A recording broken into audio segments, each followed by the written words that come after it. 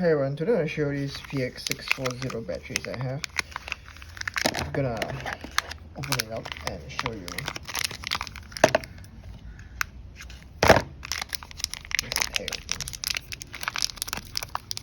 Okay, so this is how it looks like. So it's supposed to be like the alkaline version of the PX640. So you can see that it says the A640. So ensure the voltage.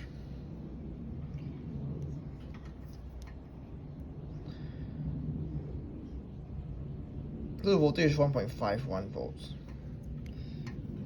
If not mistaken, I think the mercury version, the previous version, I think it's probably like 1.35.